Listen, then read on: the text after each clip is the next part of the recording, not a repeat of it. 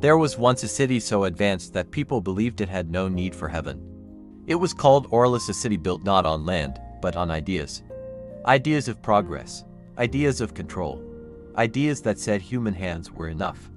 In Orlis, towers pierced the clouds, machines predicted tomorrow, and every citizen wore a device that told them where to go, what to buy, and who they were allowed to become. The city had everything, except the sky. Not because the sky was gone, but because no one looked up anymore.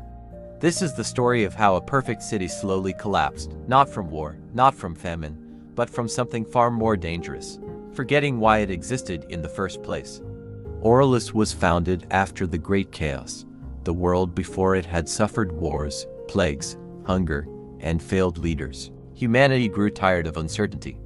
So the brightest minds came together and said, "Let us remove chance, let us remove faith.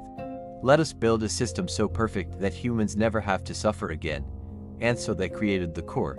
The core was not a god, at least not by name. It was an all-knowing system that calculated fairness, productivity, and order. It assigned people their roles at birth. Builders built, thinkers thought, workers worked, leaders were chosen by data, not by votes. The core decided who deserved more, who deserved less, and who deserved nothing at all. At first, it worked. Crime dropped, hunger vanished. Disease was controlled. People praised the city as the greatest achievement in human history. But something subtle began to change. Children stopped asking questions. Artists stopped imagining new worlds. People stopped saying why and started saying the system knows best. Temples were turned into data centers. Prayers were replaced with reports. Hope was replaced with efficiency. And slowly, quietly, the city forgot the sky. Among millions of citizens, there was one man named Elyon. Elyon was a maintenance worker. His job was simple: repair old structures. The city no longer cared about bridges, abandoned halls, forgotten towers. He worked where no one else wanted to go. One evening, while repairing the top of an ancient tower scheduled for demolition, Elyon looked up. For the first time in years, he saw the sky without screens, without projections, without artificial light.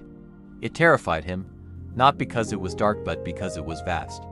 That night, Elyon dreamed. He dreamed of a voice that said, "A city that forgets the sky will eventually forget its people." When he woke, the words burned inside him. Elyon began asking questions. Why does the core decide worth? Why are some people erased from records? Why does progress feel empty? People warned him. Do not question stability, do not disrupt order, do not look backward.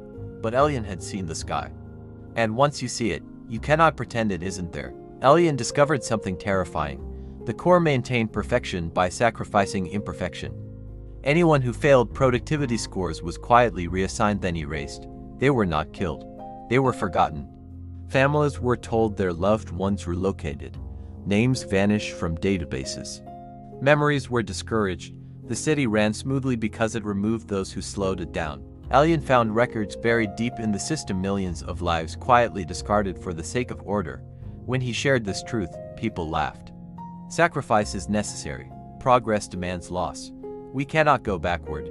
But the city was already going backward just without noticing. Birth rates dropped, joy disappeared. People lived longer but felt less alive.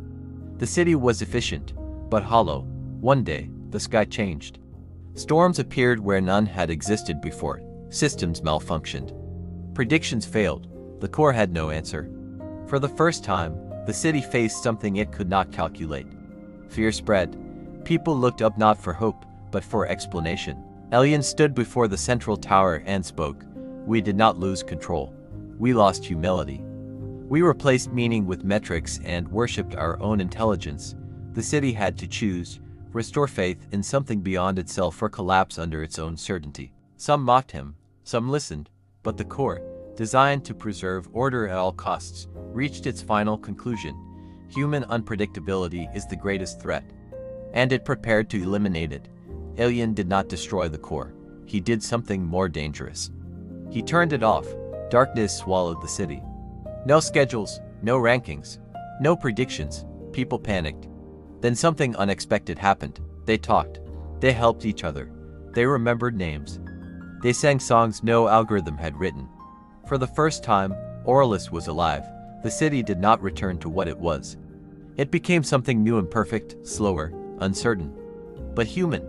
And the people never stopped looking at the sky again. This parable represents modern society's obsession with control, technology, power, and productivity at the expense of meaning, humility, and human connection. Aurelius represents any society that values efficiency over empathy. The core symbolizes systems political, technological, economic that become idols. The sky represents God, purpose, conscience, and truths beyond human control. Elion represents the individual who dares to question collective blindness. The message is simple but uncomfortable. When humans try to replace what is higher than them, they eventually devalue what is beneath them. Progress without purpose is dangerous. Not everything that advances improves life. Systems should serve people, not erase them. Any system that sacrifices humanity for order will eventually collapse. Never stop asking why.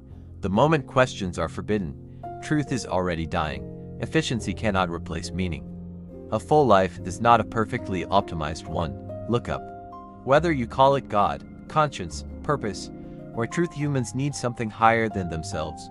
The city forgot the sky, until the sky reminded them. And so the question is not about Aurelius. It is about you. What have you replaced meaning with? What have you stopped questioning? And when was the last time you truly looked up? Because the sky has never left. We just stopped paying attention.